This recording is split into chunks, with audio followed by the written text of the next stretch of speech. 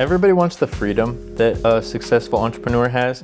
Everyone's looking for the sexy idea of, hey, how am I gonna get rich? I've made every mistake in the book. I've had every bad thing happen to me. Got scammed on some shoes one time. The biggest thing for me was understanding the concept of becoming solution oriented.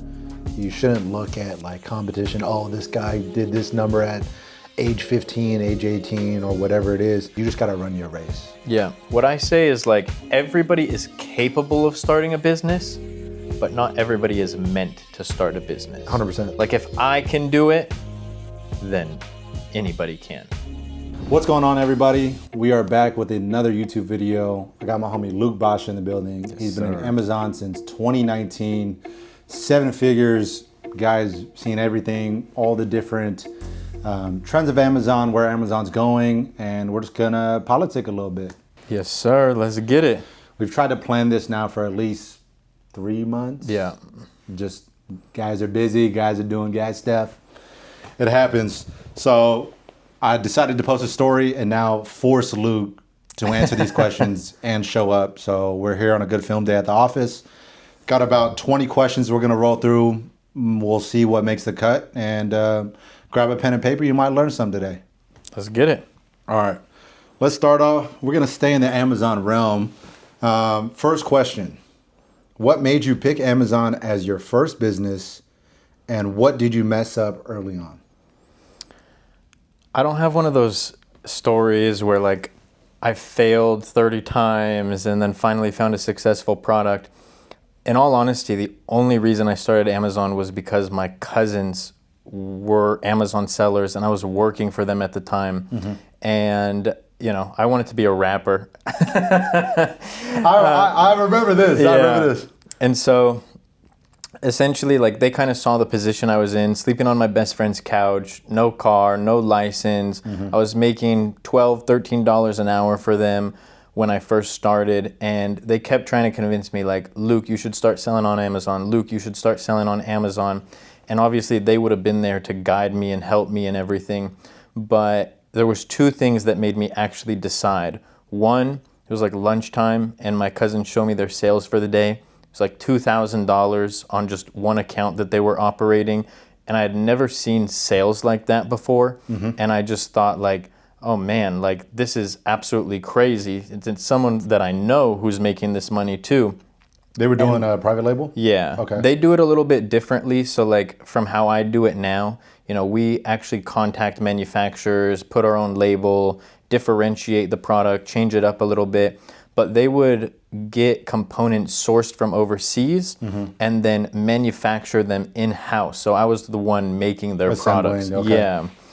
And the second thing that made me decide was they show me a video. It's still on YouTube today, titled "She Makes $40,000 a month on Amazon at like 23 years old, I think." And it's this girl who's making $40K a month on Amazon, and I was just tripping out because I was like, this looks like somebody that I would have went to high school with, not like a business degree, Harvard graduate. Didn't seem like anything special. Exactly. Right? Like average Joe. And so that kind of made me realize, like, if my cousins, people that I know who were down bad before this, they have a whole interesting story, but down bad, and then they turned it into this successful business. They were paying my salary, and then this girl at 23, I was 19 at the time, is making this much money. If they can do it, then I can too. And so I took the leap.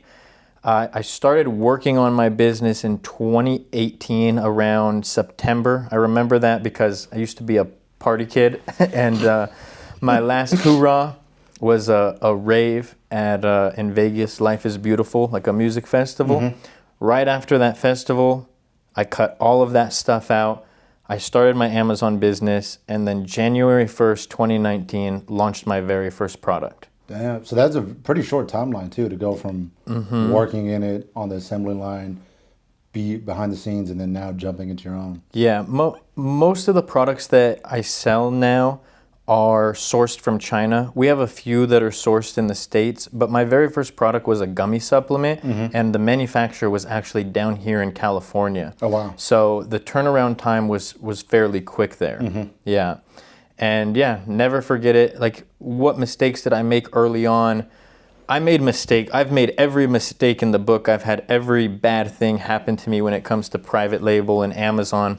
But early on, within 1 month, I was doing 10K a month profitably. Wow. And I got a #1 bestseller badge on Amazon, which I've only ever gotten 3 times as an Amazon seller. That's like the hardest thing to get. If you're not in the Amazon world, like that's like you having green light on 2K, or like you're in that mode. It's free money at that point. Like you hit the lottery with that one. Yeah, the #1 bestseller on average takes like 30 to 40% of market share of an entire market on Amazon. So, yeah, I saw that early on success, and that, turned into the empire that I built today.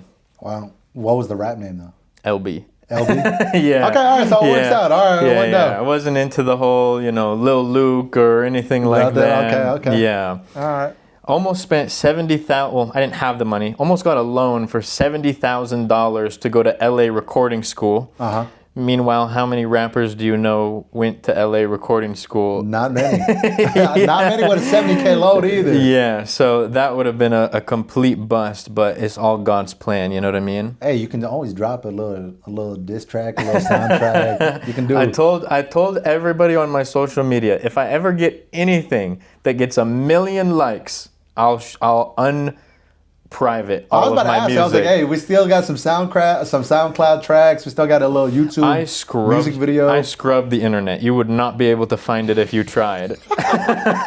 I'm trying to go see a little music video or something. Oh man, no, that was. I think there's been obviously everybody from the past has heard it. I showed my lady some of my music. Did you ever do a performance or anything, or music videos? Or no, it was short lived. I was in high school when we started doing it. It was me and a group of buddies, and it was kind of like my perception of somebody who was rich was somebody who was a rapper, because we were going to the concerts, we were watching the music videos, and I always knew that I wanted to be rich. I always knew I wanted to have money. I just didn't know how. So to me, that was the way. I mean, yeah, that's what you see. That's when you come up with like, hey, who has the cars? Who has the money? Okay, rappers, pimps, whoever's on this. Yeah. Athletes, whatever it is. Hey, this is how you get money, sort of thing. Then you realize that the real money is in business, unless you're like a Drake or Oh, even then. But the people who own the catalogs outside of that, or the talent managers, all that, then you're like, okay, who's paying these guys? These guys are getting the real money. Exactly. Sure, you might play on the team, but who owns the team now? Exactly. Yeah. That's where the real money's at. Exactly. So that was my come up. That's how I got started, and I wouldn't change it for the world. Mistakes we can maybe go over a little bit later, because I have gone through, I've had failed products. I've had account suspended, account shut down. I got scammed for $12,000 from a manufacturer. And I say all of that not to be like boo-hoo, but you have so many beginners, whether it's Amazon, whether it's another business, they fear loss. Yeah. But I've had all of that loss. I've had all of these issues and still was able to, thank God, have the success that I do today. So you shouldn't fear those things. You just need to be resilient, come out on the other end better. Yeah. I mean, I said all the time too, for you to make 100, you're going to have to lose 100 or less. For you to make 10, you're going to have to lose that 10. Yeah. I learned this concept. Don't quote me on it, but I think someone named Dean Graziosi, where, I think I said his last name right, but success tax. Like, for you to reach a certain level of success, you almost have to be taxed. And you have to go through trials, you have to lose money, you have to go through challenges. It's the cost of entry for it. Exactly. Yeah. So that was kind of like the beginning of my journey, and almost coming up on 7-year anniversary of being an Amazon seller. Well, I mean, I say it too, is that if you don't have that success tax, if you get that whole boatload of money, you're just not going to be used to it.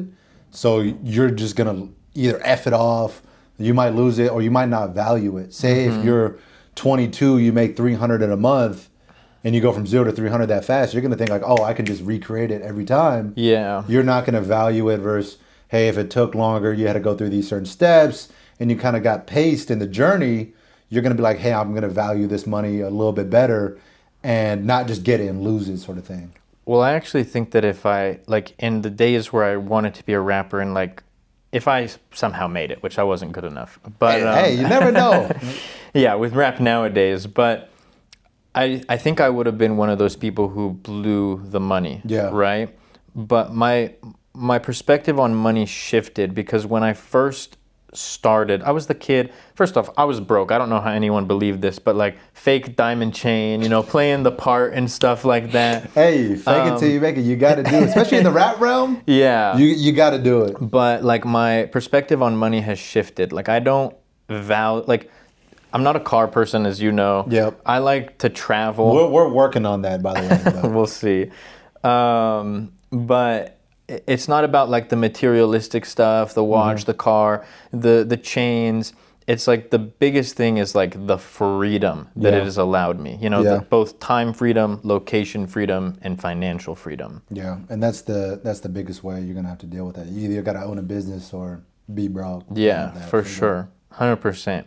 And I've gone through. I was going through a scenario where, because I sold a gummy supplement for my first product, and there was a few gray areas in it where like I felt like I was on top of the world and wake up, I'd wake up to $300-400 in sales. That's just waking up. And one day I wake up and it's $0 in sales and my account had gotten suspended. Yeah. And so like you deal with all of those things and you really like value what you've created when you have to like work hard for it, 100%. Yeah. All right, we'll move on to the next question. When did you realize online money could be a full-time gig? Well, for me, I was doing online money was the first sort. Well, I'll take a step back. I have the typical 4th grade, 5th grade, bring in candy and soda to school. Pops put me on, hey, we're going to hit this, the corner store real quick, grab some Mountain Dew, grab this, grab that, start selling it. So I was bringing like 3 backpacks to school and like flipping and hustling like that. So that was the first initial taste of money, just hustling like that. And then I started putting more bread together around 7th grade is like when this time too, like it wasn't a big thing in the online world to like digital money, whatever it was. The biggest thing at that time was eBay. Like eBay was the big online marketplace. And my pops had an eBay account. He had a PayPal account. And I was like, yo, like, I'm not 18. Like, can I start using yours? And for the longest time, Pops was like, I'm not letting you use my eBay account. Like, I got 100% feedback. Like, I know you're going to mess that up. Yeah. And I actually did mess it up one time. But I started like, hey, okay, what items can I get and sell on eBay? Flipping little things here and there. Try to get some more money together. And at that time, like, sneakers were a big thing. Like, I wanted the new Jordans. My first pair of Jordans was military blue 4s. This is like the 2012 release. So I was trying to save up money to get those. Couldn't afford them. And I was like, okay, what's the next best thing? So my pop showed me DH Gate at this time. He's like, hey, like, if you want to do this, I'm not going to buy the shoes for you, but you can buy fakes or replicas or whatever, and you can do that. And for, you know how it is in the sneaker culture world and like the rap game, all that, if you wear fakes, like, that's a bad look, right? Yeah. So I was like, okay, how can I do this, right?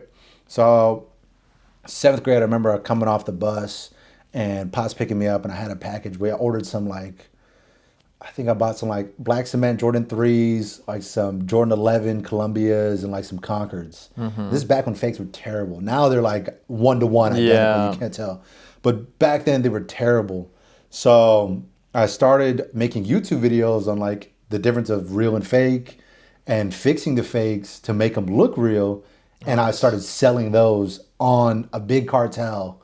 And that's when I started getting enough money to buy real sneakers. And then I went full all real sneakers from there. And then was selling all sneakers on eBay, big cartel, Instagram. And then that's where 8th grade, freshman year of high school, I started seeing that, hey, online money is an actual thing. And then I didn't think it was a full-time gig because at that time I'm still thinking like, okay, maybe I might still go get a job. Obviously I had conversations about entrepreneurship and futures with Pops. And I was like, hey, I like the freedom thing. The biggest thing is I didn't want a boss, right? I wanted to make my decisions on my type of timing and go where I wanted, when I wanted, sort of thing. And I would say probably sophomore year of college is where I realized that, hey, this online Shopify payments coming out could withstand my lifestyle solely just by doing that. So at that time I was doing the Pretty Boy & Co. like full blown. So we're doing 20K drop, 80K drop, 150K drop. And then we did 2 pop-ups, one in Oakland, one in Fairfax in LA, selling out both weekends, lying down the block.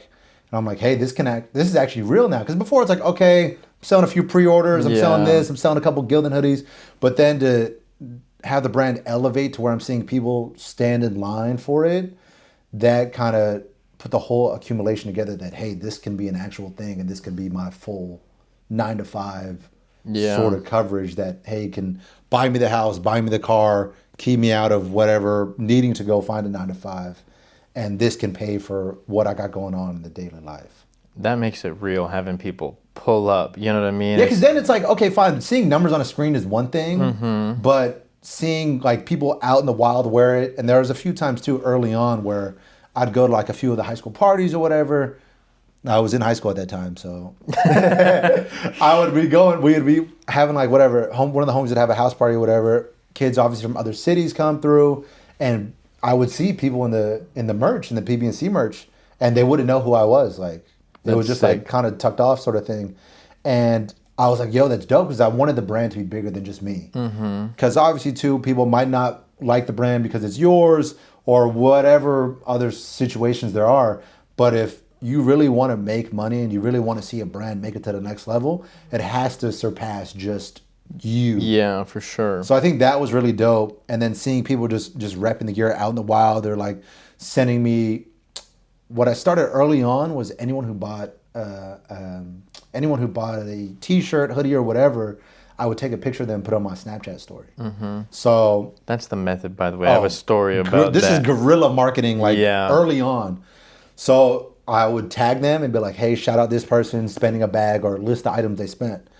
And it would start getting to a point where people were buying gear just to get featured on the Snapchat It's a story. flex. It's a flex to people, yeah. Because then now, at this time, this is like peak Snapchat, peak shout out for shout out days.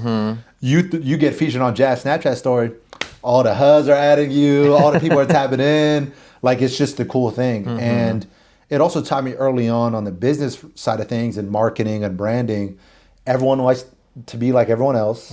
Scarcity and exclusivity are the biggest things, especially for getting a brand off the ground. And just kind of painting that perception that, hey, like, this is the hottest thing on the block right now. Yeah. So having that definitely catapulted, as well as just the organic traffic, and then people started like spotting other people in it, or like, hey, where'd you get this one? I started doing like one-offs or like special ones that I would just have, and then kids would buy like, hey, $200, I'll buy it off your back right now. So like we would do crazy stuff like that, hype items and whatever, just to sort of drive that exclusivity and just stuff to the next level. Yeah. I have some stories, but like to first answer the question, I think eBay is a great hustle. Oh, for sure. Even to this day. Like if I, God forbid, went to zero and I had to be like, okay, how do I save up enough money to start selling on Amazon? I'd go to eBay first. You know what eBay's doing? An eBay auction, like eBay Live. Oh, really? Yeah, it's already rolling out. Like I have a friend of mine. He's a watch dealer. They have watches for sale on eBay Live. Like they'll have someone there live streaming, showcasing the watches and doing like auctions on there. Live shopping is big. Maybe we could get into that a little later. We'll touch on that. I think it's going to be the next big thing. But I started the internet money thing with eBay. It wasn't like a full hustle, but my cousins gave me a bunch of free products. It was like Ralph Lauren candles, things like that. Okay. And I went and sold Joe Malone, and I went and sold them on eBay. And like these things, they're worth. You had already. Decent. Where was this at? This is before Amazon. Okay. This is when I realized that internet money was real, but it didn't fully click for me until I started Amazon. How old were you at this time? I was like 17, 18. Because these cousins, the ones who taught me and mentored me and put me on game with Amazon, they've been around my entire life. Like I didn't remember this, but I was 1 year old and they were in my life. You know what I mean? Like locked in with me and my mom. Yeah. And so they had a bunch of products and they gave some to me. They were like, list them on eBay. This is also when I like didn't value money. So I made money, but I just blew it completely. I mean, everyone's got to go through that stage. Yeah, right? for sure. There's a couple photos of me in like a full Gucci tracksuit out there somewhere. Yeah. It was Halloween that day, but still. And so, I think eBay shows like the 60-day period on how much you make on the app. Yeah, it's 30, 60, or 90. You can like set it. Yeah, so like maybe it was 30, but in that time frame, it was like $3,000. Oh, wow. And that was just from reselling these candles. And like how I said, my cousins had an interesting experience and journey. They had a multi-million-dollar business. They lost everything. Wow. Went from a house in the hills to a 1-bedroom apartment. Yep. And then they kind of were doing the eBay flip kind of thing just to kind of pay their rent and stuff. And so they would go to like auction houses, and I went with them to an auction house one time. They'd buy like lots of things, almost like Storage Wars kind of. Like the liquidation sites. Yeah, exactly. Yeah. And then they'd go and flip them on eBay. So that's kind of where I saw internet money, but it still didn't click for me. I was in my own world, partying, raving, all of this stuff. This is just fun money. Exactly. Yeah. And so, because when I started my Amazon business, I was broke. Like the money from eBay was gone. Yeah. And I had to work overtime for my cousins. I don't say it in a bad way. Like it was a win-win. I was like, hey, can I work 6 days a week, 12 hours a day so I can save up? Yeah. But that was when I saw that you can actually make internet money. When it really hit me was when I launched on Amazon. It was like, I want to say like, I had weird like milestones. Like it was like, obviously 10K was a big milestone, but my first like $500 day, my first $1,000 day, like those were the things that like really got me pumped up. Yeah. And I was like, and actually my very first sale on Amazon was like, oh, it clicked. Because I launched January 1st because I didn't want to have to deal with previous taxes. You know what I mean? So my product went live January 1st, and it just, that first sale, got a sale that first day, and I was like, oh, this is real. This is going to be something. It hooked you, yeah. And funny story is, I remember telling my cousin, because my first test run order was 300 units. I told him, I'd be happy if this sells out in 6 months. Yeah. My very first month, sold out of my inventory. All 300? All 300. Wow. Did over 10K in top line revenue profitably, and got a #1 bestseller badge on Amazon. Wow. So your first product was a home run. First product. Coons, man. You went 0 for 3, dog. This guy hit his first one. I had some failed products after that, for sure. Most Amazon stories are like 3, 4 products of, Yeah. hey, you got to put up another one. You got to try this. You got to try that. That's crazy. You're the first person I heard in the Amazon world that had their first one as a home run. On social media, everybody asked me, like, how many products did you fail until you had the successful... Common theme exactly. That, hey, you're gonna 3, 4 of them. I was like, sorry to disappoint you guys, but I didn't have that typical story, you know? Like I said, I did have failed products after that. It was almost like I got a little cocky, for lack of better terms, because I was like, any product that I launch is going to be successful. Yeah. And I kind of threw away some of the fundamentals that I mean, that took. is the double-edged sword of it. Yeah. But, yeah. And so, yeah, I had failed products, but that's when I realized that, like, online money is real. Within 1 year of me launching my first Amazon business, got my own apartment, got a brand new car, a little Honda Civic, brand new. Honda. And was off my best friend's couch. Like I said, had my own spot and was working for myself. I mean, yeah, that's a crazy just 180 just that fast. Too. Yeah, for sure. God's plan. That's how you got to do it, man. Inshallah. Yeah. Next question we have from the folks is, if you had to restart today from zero, no connections, no money, no whatever, what's the exact first move you'd make? Okay, so I already kind of talked about this, but I'm going to give a quick but still more detailed answer. I would start selling on eBay. Okay. Right? Garage sales. Everybody has items around their house that they don't use anymore. Shout out to Gary Vee. Yes. Watch Trash Talk by Gary Vee. I know Luke loves Gary Vee. That's why I plugged it.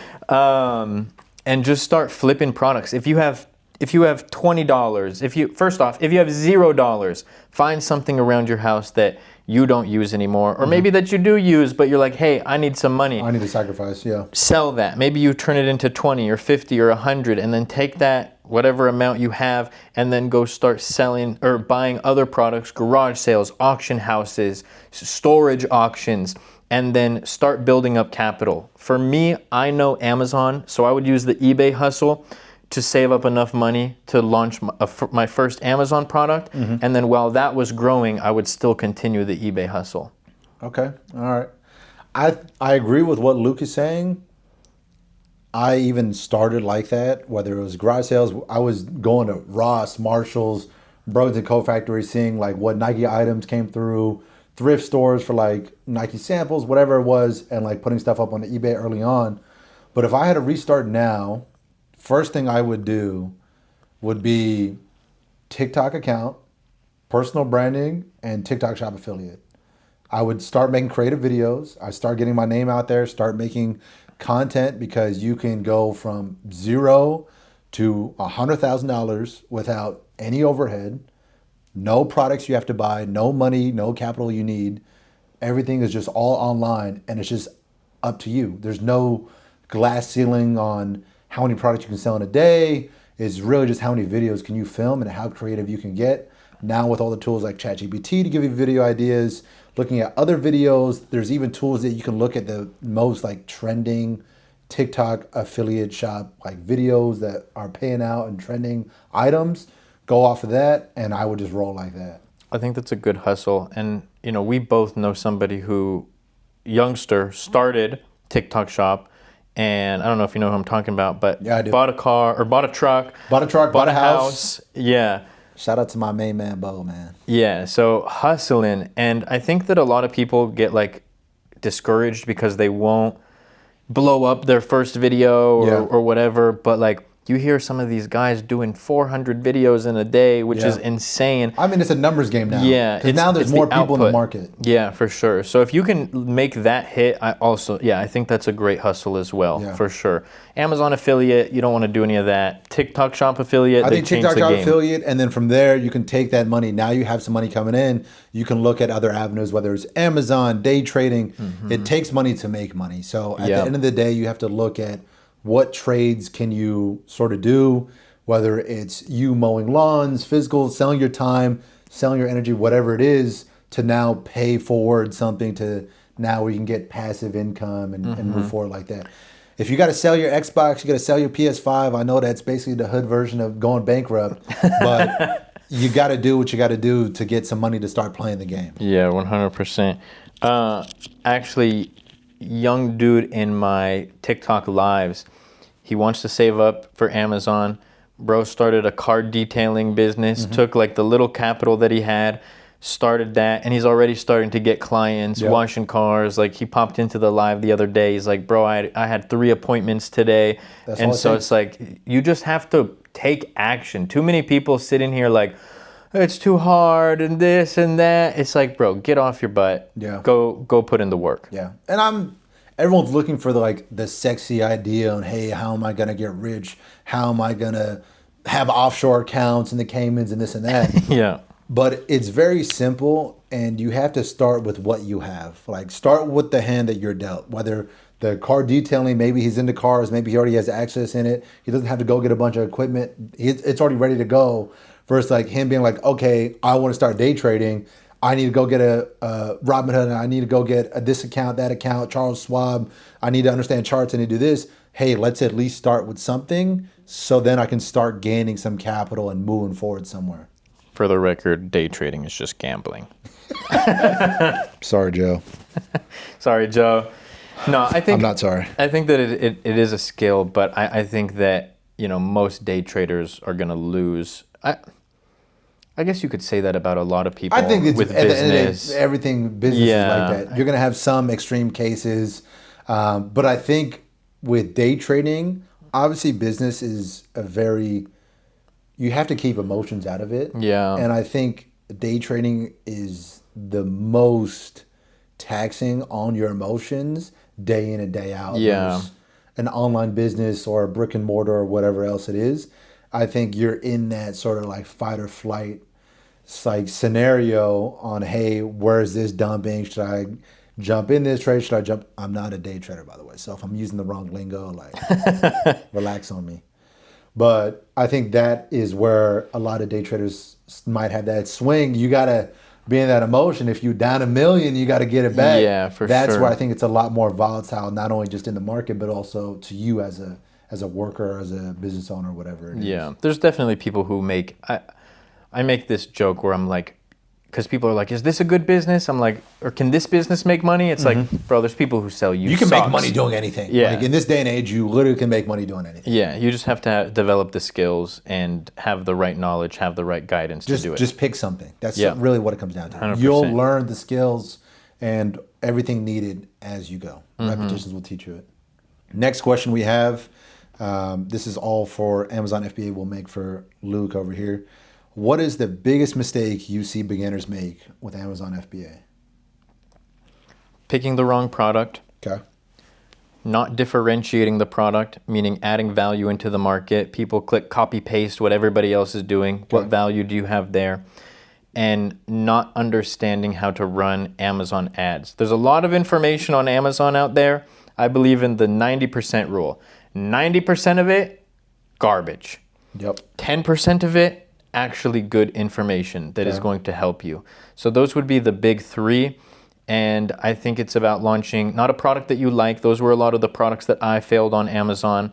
Launching a product that has good market numbers, good profitability, as well as, like I said, adding value into the market. No, not going and launching a sponge like everybody else, but taking a playbook like Scrub Daddy.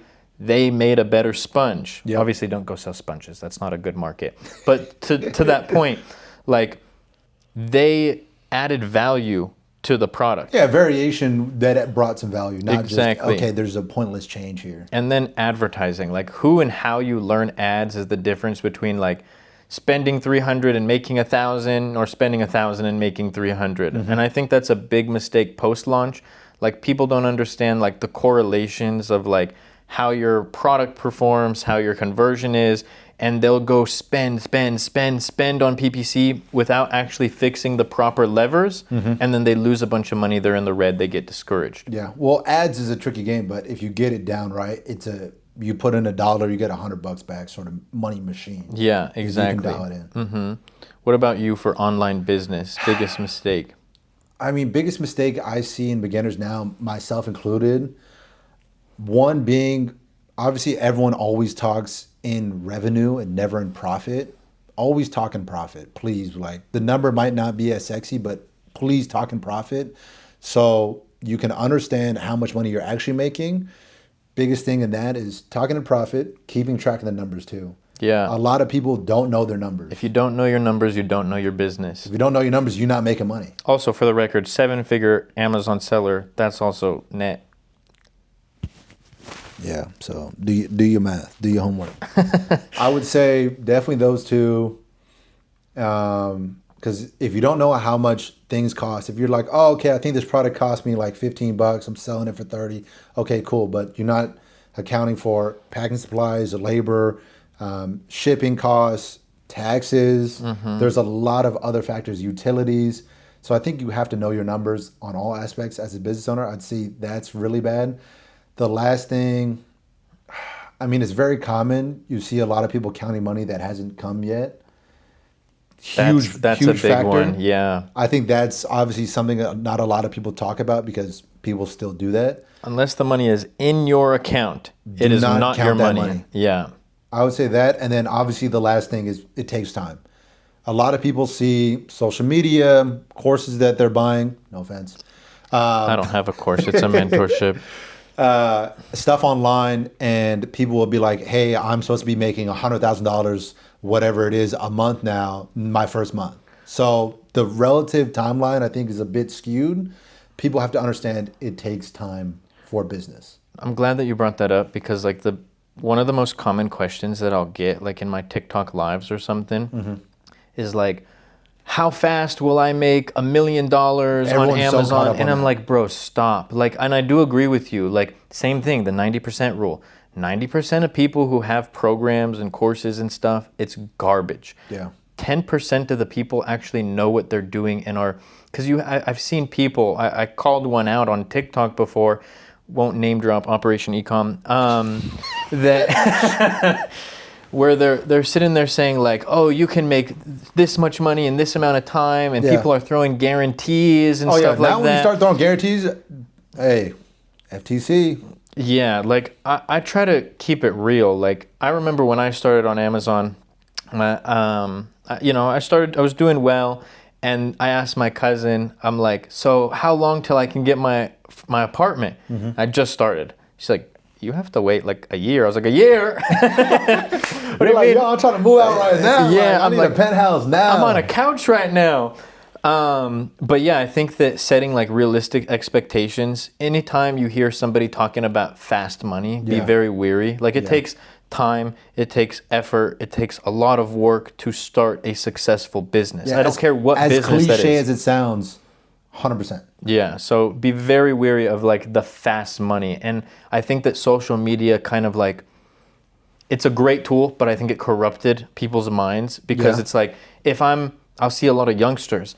Bro, I'm 18 and I'm so behind. I don't have 9 Lamborghinis and 7 penthouses in Miami. And it's like, bro, like the average millionaire doesn't become a millionaire until 40 something or crazy, I think that'll shift with the new era, but not by much. It's still going to be older. Yeah. You know, these people who have the supercars at super young and all of this stuff, essentially they're anomalies, not in the sense of like where you can't achieve that yourself, but like that shouldn't be the expectation. You should focus on the fundamentals. What is going to create a successful business?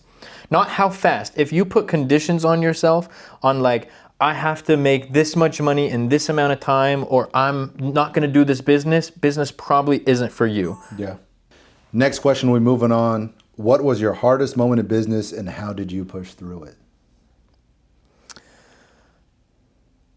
I would say, okay, I have 2. Okay. One was, had that success with my first Amazon product. I was building a brand and, it was catching fire in the community, kind of like what you were talking about. Like it became a flex to buy my product, post it on the story, get a shout out. I was doing the whole social media thing as well. And I was broke when I started, so I didn't get a trademark right away. I knew that the name was available, but I didn't get the trademark. So then I finally start making some money. This is like a month or 2 in, and I decide, you know what? Okay, time to get a trademark. Hire a trademark attorney, and I go to file it. They did a check. Everything seemed good. We file it, and I get a call from them one day, and he's like, hey, there's an application above yours for your name. And I remember, this is going to sound silly, but you have to think like in the moment, it was a really big deal to me. And so I'm sitting there thinking like, I have thousands of dollars of inventory. I was like, what happens if if they win? He's like, well, then you have to rebrand. Like you can't use that name. I had thousands of dollars of inventory. I was still working for my cousins because I didn't quit until a year into it.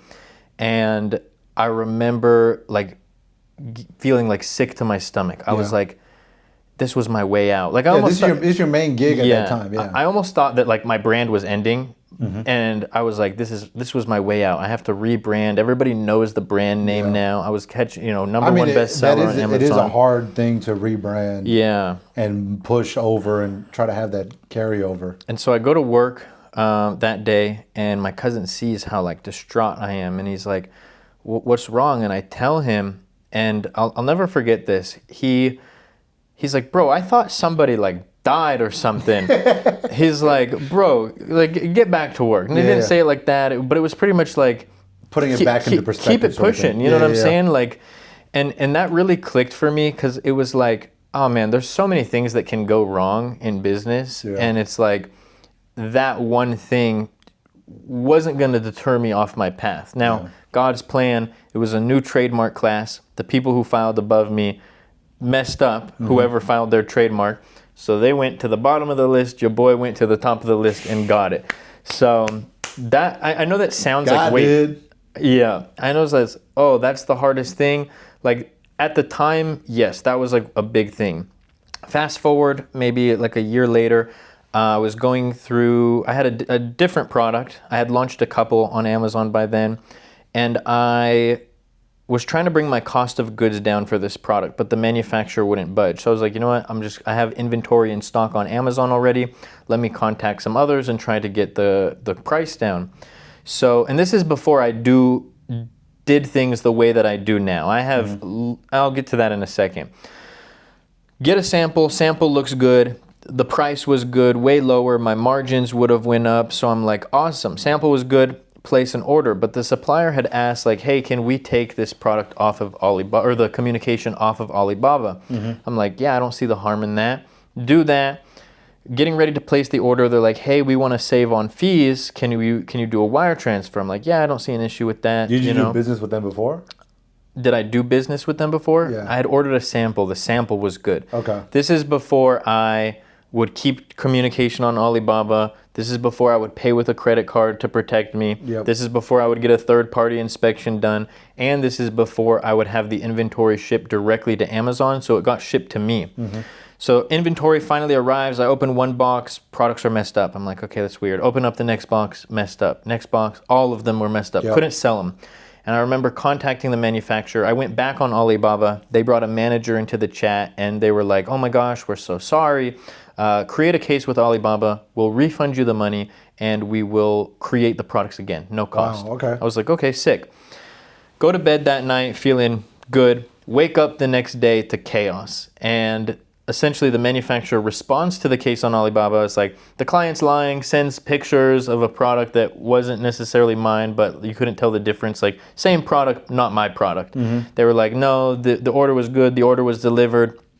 So I tried to dispute it with Alibaba. We're going back and forth. They're like, because you took communication off of Alibaba, They can't keep track. and because the fact that you paid through a wire, not through Alibaba, like not trade gonna honor assurance, they're not going to protect me. Call the bank. I'm like, guys, this just happened.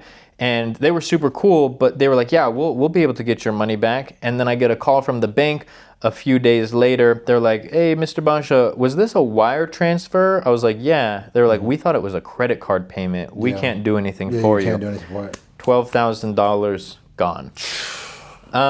So that was a tough hit, but I learned from it, and I think that it's a good lesson. Anything that goes wrong in your business is a learning lesson. All the things that I do right now came from losses that I made or mistakes that I made in the past. Most definitely. What about you? For me, I'd say obviously too, like, okay, got scanned on some shoes one time, products came in, this, that, whatever. The biggest thing for me was more of just understanding the concept of becoming solution oriented. So, hey, things won't be perfect. This is going to mess up. That's going to mess up. But how are you going to be able to either move this product if it's wrong or not selling? How are you going to get things done? How are you going to get the needle moved forward without having money? I think that was a bigger aspect of trying to propel business and myself forward, on top of the mindset and understanding who I needed to be for that business to succeed, who I needed to outgrow and stuff like that. I think a lot of people always focus on just the business stuff, but you also have to take into account that you need to be the person to receive those blessings, not only in that business, but in general. You have to be at a stage where you're ready to move like a top CEO or how a real business owner would. So I think the trials and tribulations that I had to go through were more on like outgrowing friends, outgrowing scenarios, being okay, being on my own, doing this, doing that, not only on the mindset realm, but also understanding too that, hey, what it takes to actually make money in business versus, hey, thinking it's just going to be, all right, I made a lot of money real young and this is how it's going to be, versus, hey, it takes time, you're going to lose money, you're going to do this, you're going to do that. So I think the biggest thing for me was understanding, being able to turn on that solution-oriented, just, hey, it is what it is, figure out a solution and just move forward. I would say that was probably one of the biggest things that once I sort of understood that in business and in life, everything just clicked and went. Yeah, I 100% agree. The person that I was before I started selling on Amazon first of all, unrecognizable to who I am today. Yeah. But that person wasn't ready for the blessings and all of that stuff. I would have blown the money. I would have made dumb decisions. You know what I mean? Yeah. I wasn't ready for that. But then, you had to cut certain people off. You had to cut out bad habits, do all of these things. Then it's almost the mindset prepares you for what's next. 100%. Yeah. All right, next question. Do people actually need a course, or does it depend on the person or situation? Okay, I'll make this quick and short. From someone looking outside in, I have a ton of friends who have programs, courses, mentorships, whatever you want to call it. Hermosi breaks this down very easily, very carefully. Life, like how Luke touched on earlier, a lot of information out there. You can find the answers to everything now with all the tools. 90% of it's going to be garbage, 10% is going to be good.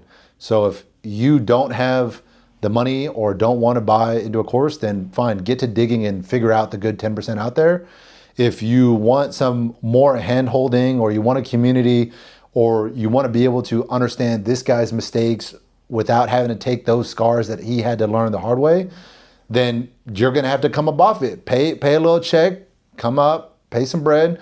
Now you get all the answers, you get all the resources, you get a community, and now it's just on you to now put that into action. So I don't think it's a requirement, but I think in terms of moving fast effectively, and if you have the money, why not? Yeah. And the biggest thing now with business is that sure, you could be having a lot of money, but even then, if you're doing 10K, 20K, 30K a month and you're stuck, now you have no one to ask outside of this, if you don't have a community or anyone else in that space. So I think having someone as a mentor who's been there and has done the things that you want to accomplish will help sort of speed up that process. Yeah. I think for me, and this is where like it's in the question, does it depend on the person or situation? Yep. I don't think that I would have either even sold on Amazon, let alone be successful at it, had I not had my cousins who were my mentors. That being said, I tell people, you do not need a course, right? People will come into my live and be like, you guys can find this information out on the internet. You don't need to buy this guy's course. I'm like, first off, who do you think's putting out all that free information? Me. Yeah. You know this what I'm guy's saying? live every day. So when you're probably watching this, go to his TikTok at Luke Bosch. He's probably going to be live. Yeah, and it's like I sit on the live and I answer everyone's question. I don't gatekeep any information, right? Where you're paying for the program, and again, it's not a course, it's like an ecosystem for Amazon sellers, a mentorship. You have access to me. You have a one-on-one call with me, our private Facebook group, one-on-one call with me, the shipping service that I created, sourcing, inspection. It's every step of the journey you have an ecosystem, the most in-depth Amazon ad guide that you'll find out there. But I have had so many people who have gone into the lives or commented on the videos like, bro, I make this much money selling on Amazon because I learned from your content. Not everybody needs it.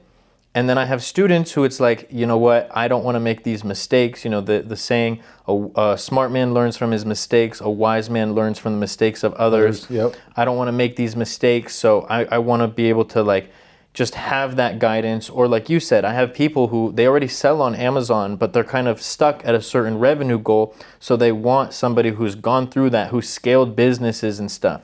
So do you need a course? No. Is it for everybody? No. Is it valuable to some people? Most definitely. Yeah. Yeah. Okay. Well, I agree on that.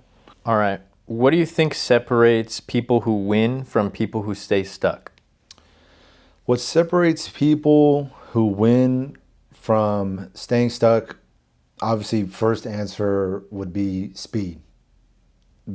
Either putting stuff into motion, taking some sort of action, and pushing the needle forward, I think is a huge factor of what separates someone from overanalyzing and, oh, I'll get to it the next day versus, hey, I'm going to take this meeting today. I'm going to do this. I'm going to move the needle today.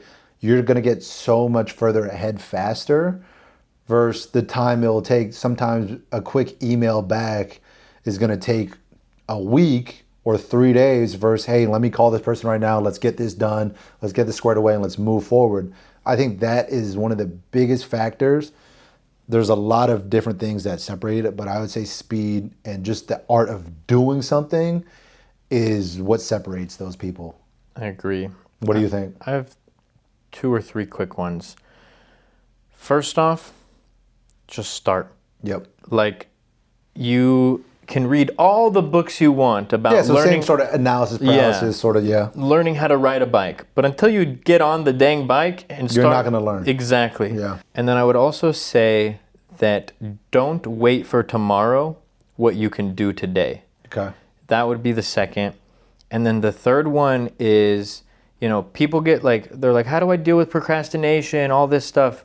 Best advice that I've heard, and I've used this since I started my business to today. I did this today. Create a power list, right? Not a to-do list, right? For me, it's big. I do 5 to 7 things. But if you're just getting started, you start small. 3 things that you have to get done that will propel you to the next level. It's not walk your dog, not go get groceries. It's look for a product. Yeah. Contact manufacturers. Your day does not end until you finish those 3 things. Yeah. And then if you do that for 365 days, it compounds. Yeah. And then all of a sudden you look behind you and you're like, oh man, look what I've done. Yeah. Yeah. So I would say those would be my 3. Yeah, I've touched on that before. If you watch any of my content, I've touched on a GSD list, a get shit done list. I believe Andy Frisella has talked about it. Yeah, I got it from Andy. Yeah. So obviously, what's going to propel the business forward?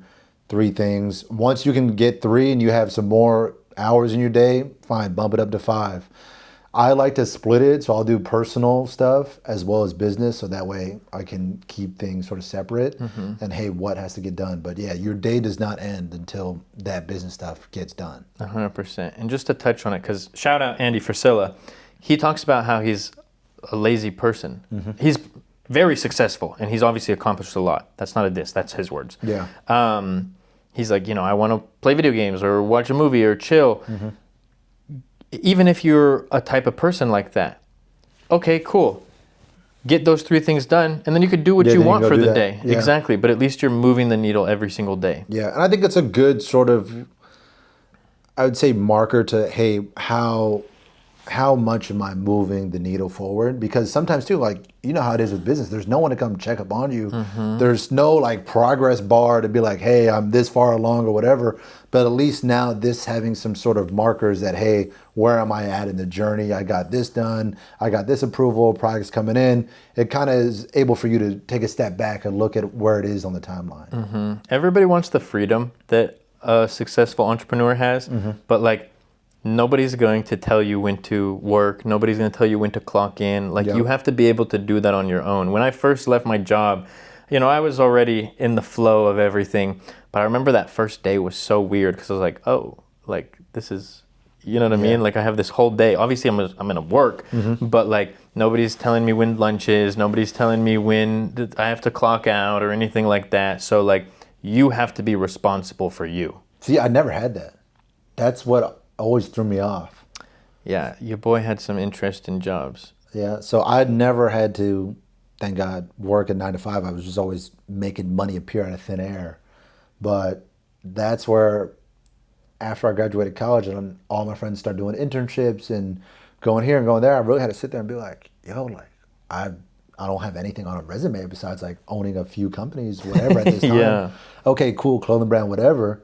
But I was like, yo, I don't want to. I like working out at 2:00 in the afternoon. I like going here, travel here, go here. I don't know if I can jump in this corporate world.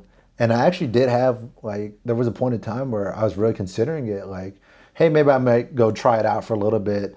But I was like, yo, I've already been doing this for so long. I can't start now. Yeah, for sure. I mean, even me, bro. I've had some interesting jobs, but I've always had. I was either employed by my best friend's family or my cousins. So I had 3 jobs with my best friend's family, the job with my cousins. Those are the only things I've done. I had great bosses. They were awesome. I loved them. Their family. And I would always think, I do not want to work for somebody. I couldn't imagine somebody who had a terrible boss Yeah. and had to like just... Well, yeah, because we hear all the horror stories. Like my pops would tell me about some stories. Friends, obviously, some of the craziest stuff you got to do. You're getting called in, whatever it is, or you're just getting treated like dog shit. Yeah.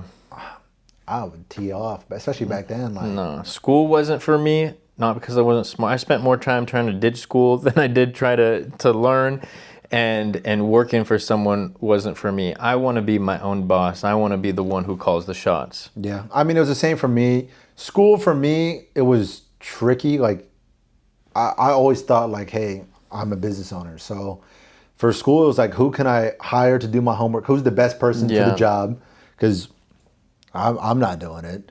So who can I do this? But also too, at the same time, it was more of like a time effectiveness. I was like, hey, the 8 hours that I'm here, I could have been flipping these things and making more money. Now I sat here trying to learn the Pythagorean theorem, whatever pi it is. I'm like, yo, this is not paying the bills. I could be pushing the needle forward. So I had a time conflicting with it, but also too, it was like, hey, in the real world of business, I'm not going to be playing every role. I'm just going to hire whoever is the best to do this sort of role. Why don't I just do this now? So that's where I kind of was at with school. How often have you used y equals mx plus b or whatever it is in your business? I don't know. You kind of just, I just had a whole like flashback right there, dog. Yeah, for sure. Oh my God. Moving on to the next question we have, what do you tell someone who feels like they're behind or think it's too late to start? It's never too late.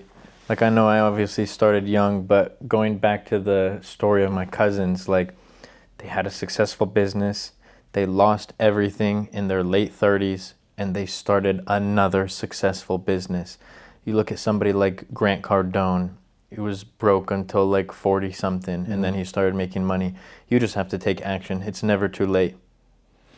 I think for me, everything comes at its appointed time. So the biggest part is you shouldn't look at like competition. Oh, this guy did this number at age 15, age 18, or whatever it is. I think the biggest thing is you just got to run your race. Yeah, for You sure. just got to, hey, play your game the best to your abilities. You never know what's going on for these other sort of fabrications of business or what it really is behind the scenes. You only know what's really going on in your scenarios. So run your race. If you make your first milli, you do this wherever it is. I'll tell you right now, and I'm sure Luke will agree, everything will come at its appointed time because sometimes you are not ready for it. Sometimes the people around you aren't supposed to come with you on this new blessing. Pause. Sometimes the scenario just isn't ready to move forward because you have excess baggage, whether it's your own personal self, certain characteristics or ideologies, people around you, certain scenarios. The timing will be right. So I would definitely believe into the sort of universe plan, God's plan in that, and just run your race. Everything will come at its appointed time. Yeah, you got to have your peripherals on.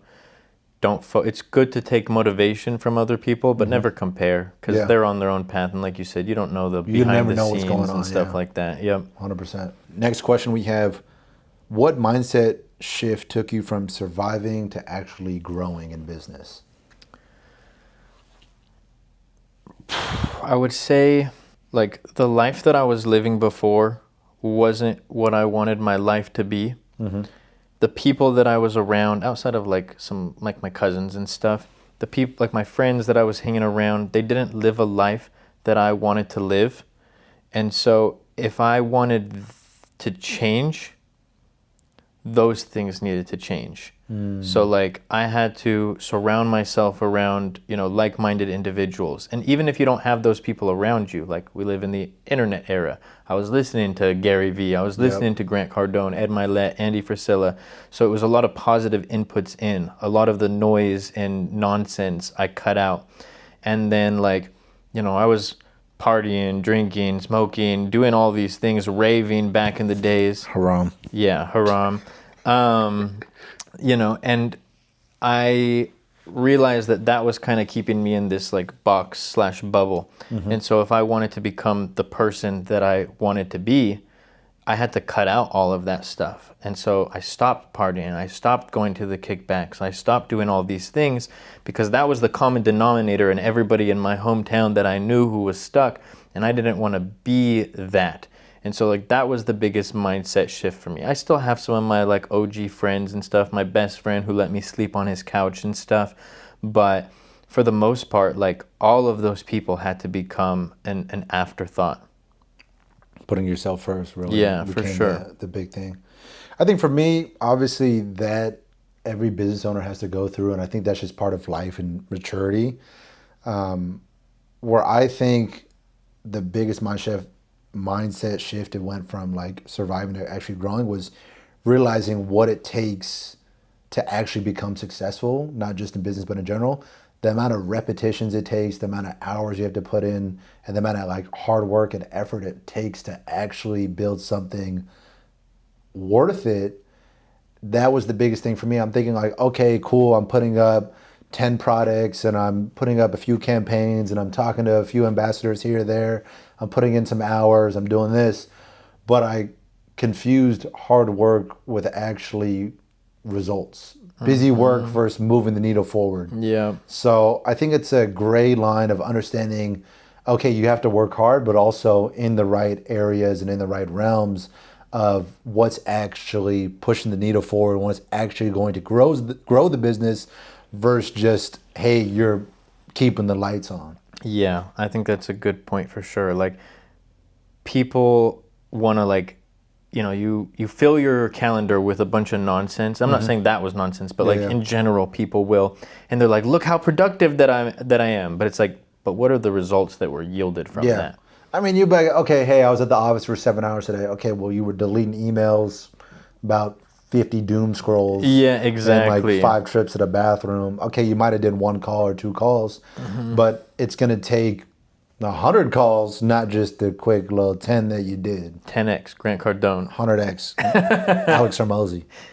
Yeah. Right. So next question, were you always a business-oriented person? I'd say yeah. Just due to the fact that what I surrounded myself with and what I saw early on in the environments of MTV Cribs, rap videos, 50 Cent, all this stuff. I saw 50 Cent do G-Unit, sneakers with Reebok, the vitamin water deals, what marketing and branding was. My pops had me look at Harvard educated salaries versus janitor salaries versus what a judge would make, what a lawyer would make. This is in 4th grade. I'm sitting at the counter, 8:30, 9:30. Pops is having me look at, hey, if you go to these universities or you have these backgrounds or these jobs, this is what you make. So I always had that sort of business oriented mindset and exposure. And then on top of all the other stuff that I just liked, I liked expensive stuff, nice cars, this, that, whatever it was. Hey, if you want to have nice cars and money and clothes and whatever, you have to have a business. So it kind of forced my hand in that, and the right sort of seeding from pops, grandfathers, and everyone else, it set me up for that course of, hey, this is what we're going to do. What about for yourself? Do you feel like you were always business oriented, or you think there was like a moment where it clicked? I think I had entrepreneurial tendencies, but I wasn't always business oriented. I was too focused on partying, living the fast life and all of that stuff. You know, I did the same thing. I was hustling candies when I was young. It's a funny story. My punishment would be taking away my game consoles. So, what was you gaming on back then? Oh, dude, I was a nerd. I played Minecraft. I did the Fortnite. I would say Call of Duty was my biggest thing, and I was into Pokemon. Like I said, I'm a low-key nerd, but hockey. Yeah. But because my mom would take away my consoles, I think I was in like 5th grade. So I took a bunch of my toys, cut out some pieces of paper, put some numbers. I made a raffle. I sold raffle tickets to be auctioned off for all of the toys.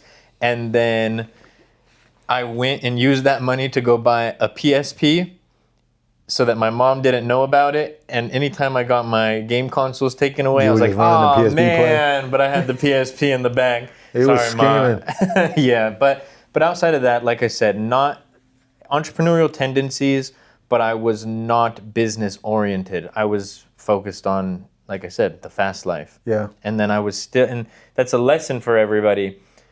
You don't have to be business oriented to go start a business if you make that mindset shift, if you actually go and put in the work. Yeah. I think not everyone has the entrepreneurial sort of like spirit and wiring, but I think anyone can own a business and understand what it takes. Because if anything, it's more of a mindset game versus like you coming up with good ideas and Yeah. whatever it is. What I say is like everybody is capable of starting a business, but not everybody is meant to start a business. 100%. Like if I can do it, then anybody can. Yeah, and again, everyone's trying to sell you on being a business owner is so sexy and entrepreneurship is so great. It was never a trend until maybe the last 3 to 5 years. Yeah, I'd say like 5 years. I would say entrepreneurship became a cool thing because when I was doing it as a younger kid, and my pops actually came to, I think it was our first grade or second grade class. He taught like there was like an educational workshop on like entrepreneurship, and now it just became a sort of buzzword. Oh, what do you do? Oh, I'm an entrepreneur. Like I'm a risk taker. I'm a playmaker. Like it's just a buzzword now. But Yeah. I think before that, it used to actually mean something, and now it's just a quick, easy out. If you're just like selling a few packs or doing this, Yeah. hey, I'm an entrepreneur, or that's just hey, what the default is. 100%. So that's where I think it's at. All right, so I get this question all the time of how did I meet Luke? How did we click up? How did we link? So I figured we can talk about it now. Here's the perfect time. This will be our last question. We'll do this as an outro. If you like this sort of style of video, Luke wants us to do a podcast. I'm not really too keen on a podcast. He's going to do it. But if you guys prefer this content or enjoys more of the long form, just barbershop talk, politicking, let us know. Comment below. And if you have any other questions, let us know. We'll do another segment of this. So how did Luke and Jeff meet? I was speaking at an Amazon conference. There's this dude sitting in the front with a suit on. I'm in some short shorts and a jersey. I was the only one in a suit too. I came suited and booted. Looking spiffy. Yeah, so I do the talk, and it was you, me, Nader, Kevin Coons. Your whole Corona crowd. Everyone in this info space right now is all from Corona, which is pretty funny. Yeah. Except for Jeff. But yeah, and then we ended up, after the conference, I think everybody... Pelican Hill? Yeah, we all went to Pelican Hill, chilling with some cigars, just talking, politicking, and I think we went and grabbed some food after. Momo's? Yeah. Yeah. And the rest was history. Real recognizes real. That's what happens. Yeah. I went to, it was Kev Coons' mastermind and Pac's mastermind, the FBA Boss Academy one in Newport, I want to say. Yeah, it was Newport. Had to put the little suit on. I also, too, this is a key takeaway. They were doing introductions, like passing the microphone, like intro orientation sort of style thing, right? And everyone was just, it was in a big workshop, but everyone was sort of talking to the mic and speaking towards the stage. When the mic came to me, I stood up and I was like, hey, my name is Jafar Ali, this is that, blah, blah. I gave the whole intro. And I think it was like you had to ask like a question or something like that.